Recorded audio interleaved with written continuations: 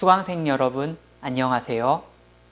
이번 시간은 목인박물관에서 상여를 장식했던 여러 물품을 살펴보면서 상여에 담긴 상상의 세계를 만나보도록 하겠습니다. 먼저 상여의 목인을 만나기에 앞서서 상여를 보도록 하겠습니다. 이 상여는 현재 목인박물관에 전시되어 있는 상여입니다. 천천히 살펴보도록 할까요? 우선 상여를 보시면 제일 아래에 기다란 나무와 짧은 나무를 교차하면서 상여를 짭니다. 긴 것을 장강, 짧은 것은 단강이라고 합니다.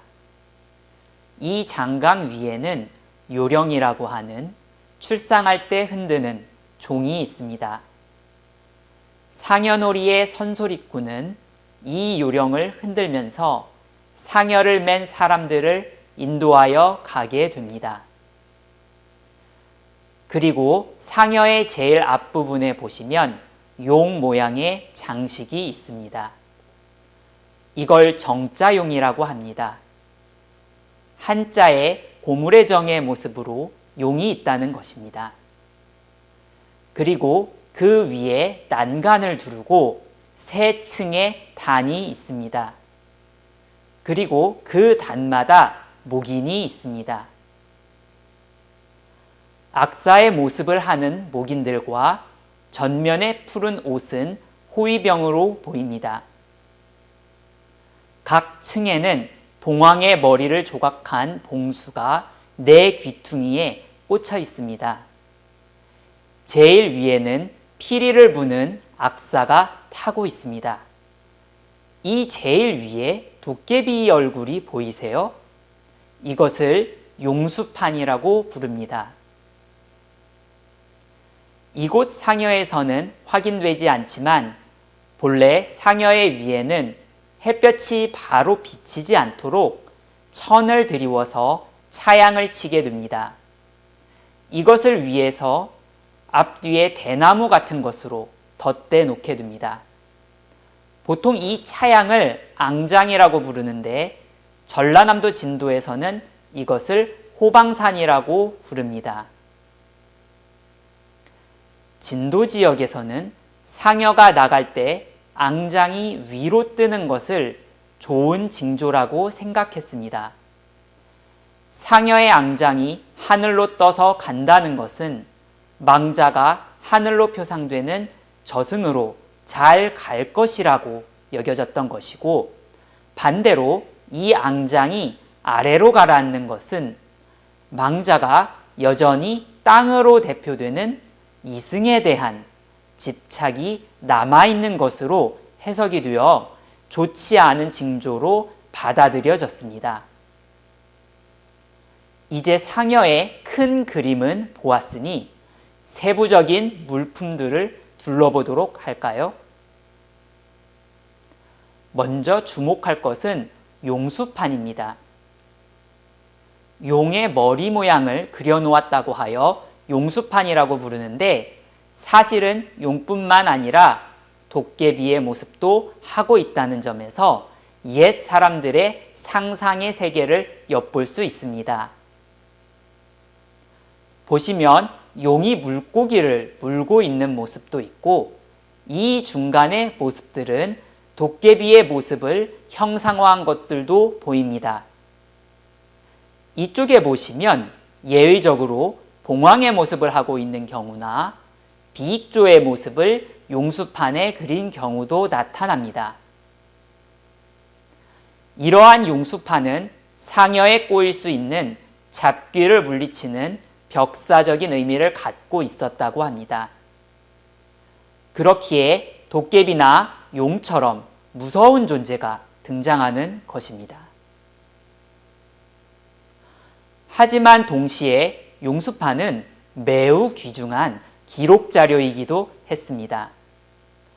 바로 이 용수판의 뒷면이 평평하다는 점은 상여에 관한 내력을 적어두기에 적절한 자리의 역할을 하였습니다. 여기 보시면 많은 글자가 적혀 있습니다. 간단히 보시면 1752년 임신년 새로 만든 개에서 이 상여를 마련했다고 적었습니다. 그리고 개수, 즉 개의 우두머리는 김필상이고 공사원이라는 개의 임원은 강여주와 유사, 즉 실무는 이동희가 맡았다고 적었습니다. 다시 이것은 1792년 임자년에 개조하고 중수하였다고 적혔고 그해 9월에 다시 개조한 내역이 적혀 있습니다. 이처럼 용수판은 해당 상여가 언제 만들어지고 수리되었는지에 대한 내력을 담는 기록물이기도 했습니다. 이번에는 본격적으로 상여를 장식하는 목인들의 모습들을 살펴볼까요? 첫째, 남사당패입니다. 박물관에서 이렇게 분류하여 모은 목인들입니다. 제일 위층인 이곳을 보시면 제주를 넘는 사람의 모습과 나팔을 불고 있는 사람, 두 사람의 어깨에 올라가서 고개를 부리는 한 사람의 모습이 보입니다. 그 반대편에는 한 사람의 어깨 위에 두 사람이 타서 고개를 부리는 모습들이 나타나고 있습니다. 그리고 한 칸 아래층에는 물구나무를 서서 제주를 피우는 모습을 보여주는 인물들의 모습을 볼 수가 있습니다. 둘째, 짐승을 탄 사람의 모습도 주목됩니다. 여기 보시면 말을 타기도 하고 개를 타기도 하고 해태를 타거나 정확히 뭔지 알 수도 없는 짐승을 탄 모습도 뒤섞여 있는 것을 보실 수 있습니다. 이쪽에는 호랑이의 형상을 타고 있는 병사의 모습도 볼 수 있고 혹은 해태에 가까운 모습으로 보이기도 합니다. 한 곳에 모여 있지는 않지만 상황에 따라서는 새를 타고 다니는 사람의 모습도 뒤섞여 있습니다. 봉황이나 학 같은 특수한 존재를 타고 다니는 모습도 이 가운데에서 살펴볼 수 있습니다. 셋째, 다양한 사람들의 모습들을 볼 수 있습니다. 한편에서는 이처럼 상주의 모습을 형상화한 모습도 보입니다. 굵은제복이라고 하는 상복을 입은 모습이고 두 손으로 짧은 지팡이를 짚은 모습도 담겨 있습니다. 부부의 모습을 다룬 목인도 있습니다. 남성과 여성의 모습을 담고 있는데 이 안에는 중간중간 홀예복을 입은 남성과 여성의 모습이 한 쌍으로 묶여 있다는 것도 보실 수 있습니다. 또한 무인의 모습도 살펴볼 수 있습니다. 칼을 든 모습을 하고 있는데 본래 창을 들고 있는 모습이라고 하는데 창은 보이지 않습니다. 넷째, 저승의 존재들에 대한 상상도 엿볼 수 있습니다. 이쪽 제일 아래에 있는 사람들은 관복을 입은 것으로도 볼 수 있지만 그렇게 보기에는 너무 어두운 옷을 입고 있는 것 같습니다. 한국에는 죽은 사람을 저승으로 데려가는 저승사자에 대한 전설이 있는데 어두운 옷에 창백한 피부에 갓을 쓴 모습으로 그려지곤 합니다. 어때요? 이쪽의 사람 중에 그런 사람들이 몇몇 보이지 않나요?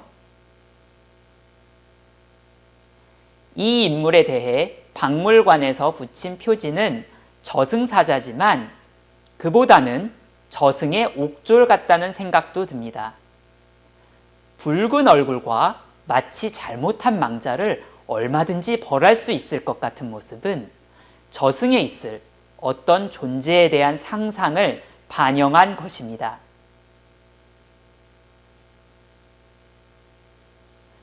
다섯째, 이야기에서 나오는 존재도 이 안에 보입니다. 여기 보시면 바닥에 연꽃을 타고 있는 사람들이죠. 이 가운데에 연꽃을 타고 나온 여성의 모습은 심청이를 연상시킵니다.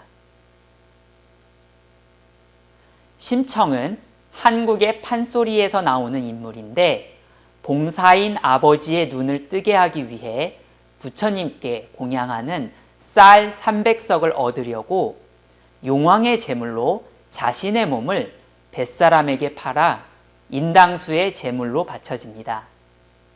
심청의 효성에 하늘이 감동해서 심청이는 연꽃에 쌓여 다시 현세로 돌아올 수 있게 되는데 그 모습을 연상시키는 모습이 바로 이 목인입니다. 이 밖에도 상여에는 다양한 자연물이 장식되기도 합니다. 이곳은 박물관의 세미나실입니다. 여기에는 상여에 쓰였던 다양한 자연물을 전시하였습니다. 꽃의 모습이 매우 많죠? 죽어서 가게 되는 저승의 모습은 꽃이 가득한 이상적인 장소이길 바라는 마음이 이 안에 담겨 있습니다.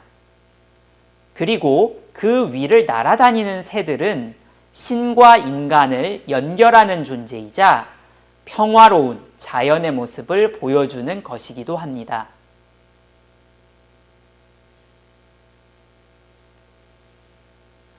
상여에는 망자를 저승으로 인도하고 수호하고 그를 편안하게 보내주려는 사람들의 마음이 목인을 통해 드러나고 있었습니다. 그렇게 도달한 저승이 평화로운 자연의 모습을 띠고 있는 것은 망자가 평안한 저승에서 편안하게 쉴 수 있길 바라는 마음이 담긴 것이었겠죠. 이처럼 상여는 망자를 무덤으로 옮기는 기능적인 도구일 뿐 아니라 저승으로의 여정을 담은 상징물이기도 한 것입니다.